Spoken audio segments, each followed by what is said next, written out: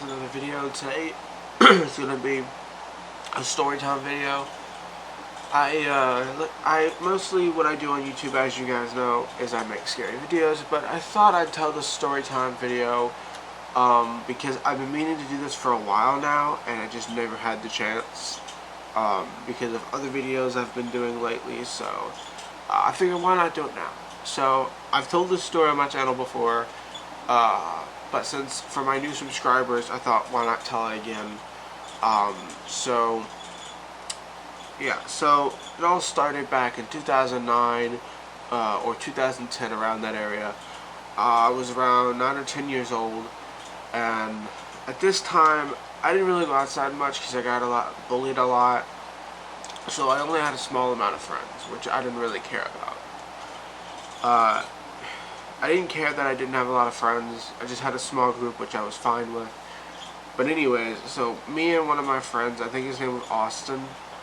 I haven't seen him in so long, so I hope I got his name right. But yeah, so anyways, I was friends with I was hanging out with my friend Austin. And the way our neighborhood works is that I lived in a trailer, and there was a street here, and then a patch of woods, and then a street here, and so on like that. And way in the back was this backwoods street that had a little patch of woods here, and like a shit ton of houses back here, and then there's a dead end back here.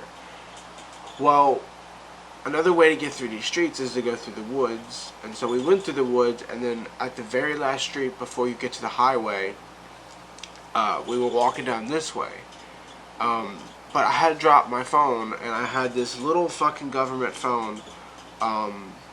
Let me show you. It was probably, well, I can't find anything to measure it, but it was a little government phone about this big. It was not touchscreen, it had buttons.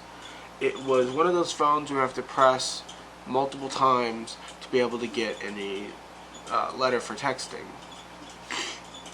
So anyway, so I went back, and we went back to go find my phone that I dropped. So I found it, and so we turned around and walked back to go back to my house because we were hungry. And what had happened was there was these much older kids, like 16, 17 years old, and they followed us. At first, I didn't really think they were gonna do anything because I just thought maybe they're just walking this way. And as we got to the stop sign, I turn around, and the guy pushes me and almost makes me fall in the ditch. And the ditch is full of sludge, right? And at this point, I'm pissed. And my friend actually told me he had money in his pocket. He suggested, why don't we go to McDonald's since we can walk there and it wasn't really that far. But I didn't want to. I don't know. I was just gonna go home and eat. And before we could even talk about it, they jumped me and pushed me in, on the side of the ditch, not in it, but like in the grass near it. And my friend was pushed into the ditch. Luckily, his face didn't go in the ditch. It was his lower back in there, and it was disgusting. And these two these older kids just start beating the shit out of him, and then they turn to beat me. And at this point, I took my bike, which we had our bikes with us, and I sped off away from them. And they thought, hey, your friend's ditching you. But in reality, I was not. I was riding my bike off, turned around so I could have enough space in between us to get some speed.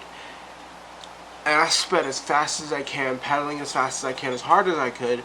And right here, I rammed him in his ass with the bike, thinking maybe that'd help.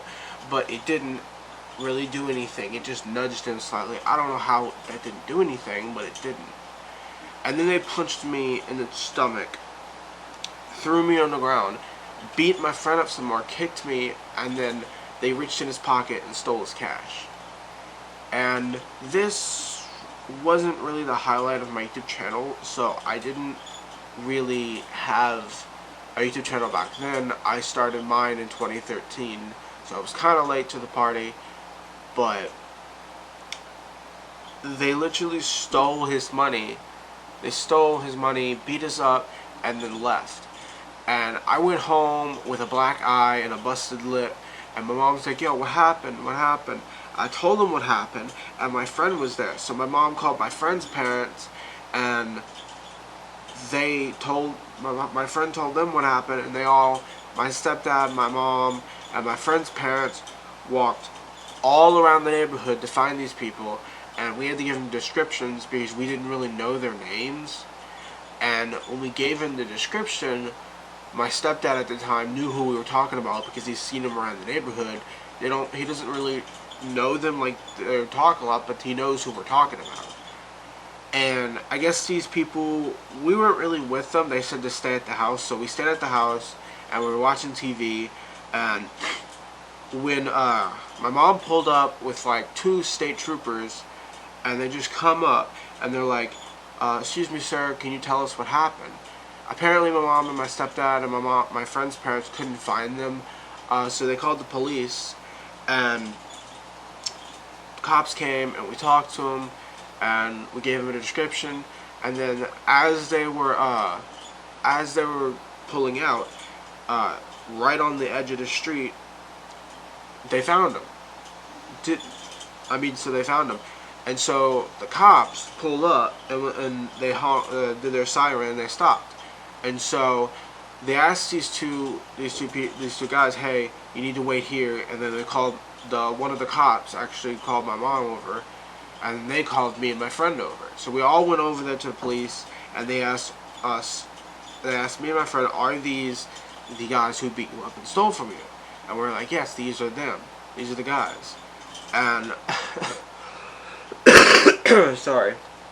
But so they talked to them, and they were like, oh, well, we didn't do shit, they're just lying kids. And they said, okay, so why would they be lying? And they said, they're just lying kids, they're just trying to start trouble. And when they punched me in my stomach, and then they punched my friend in the face. And I think one of them slapped me, because on the side of my face was this huge handprint.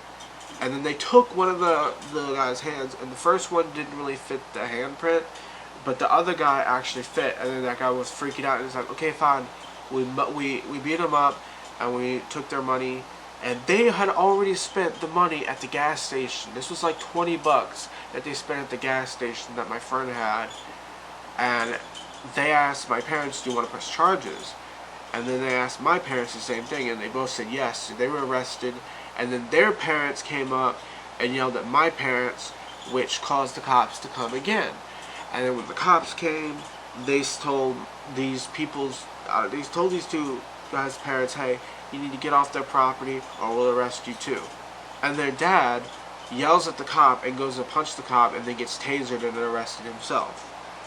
Her mom and their mom ends up going back home in their car, because even she said that her husband was retarded, because if you punch a cop, that's an automatic arrest right there. That's assault on a police officer.